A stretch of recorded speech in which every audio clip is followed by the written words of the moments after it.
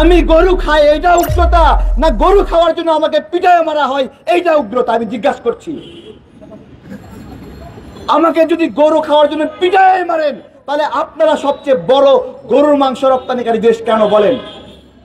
একদিকে মা মা ডাকছেন, আর একদিকে মাকে ছুরি নিচে ফালাই দিয়ে কাইতে কাইতে ডলার ইনকাম করতেছেন।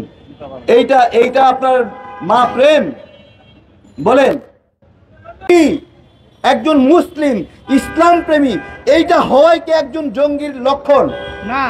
এটা কি ধরনের উগ্রতা, কি ধরনের আপনার হলো শয়তানি, যে একজন মানুষ বলছে নামাজ পড়ছে, প্রেম করছে না, বাড়িতে অশান্তি করে না, তাহলে তার মধ্যে জঙ্গির লক্ষণ দেখা গেছে।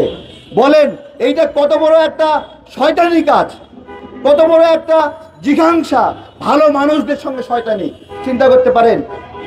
বলছে যে সবচেয়ে উৎকৃষ্ট প্রাণী গরু খায় যেই জনে, সেই হলো নিকৃষ্ট প্রাণী। প্রথম আলোর, কিশোর আলোর নিউজ ছোট ছোট বাচ্চাদেরকে শেখাচ্ছে।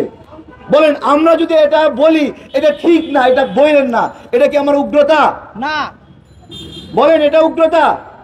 আজকে থেকে, এখন থেকে এই প্রোগ্রামের যিনি আজকে সভাপতিত্ব করছেন, অনুরোধ করব সাংগঠনিকভাবে বলবেন হিন্দু বৌদ্ধ খ্রিস্টান ঐক্য পরিষদকে নিষিদ্ধ করা হলো, এবং নতুন করে যাত্রা শুরু হবে হিন্দু বৌদ্ধ খ্রিস্টান মুসলিম ঐক্য পরিষদ।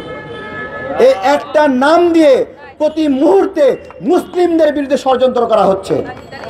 এইটা এই বাংলাদেশে শান্তির জন্য তৈরি হয়নি, এটা তৈরি হয়েছে অশান্তির জন্য, এটা তৈরি হয়েছে ষড়যন্ত্রের জন্য, এটা তৈরি হয়েছে ঘৃণার জন্য।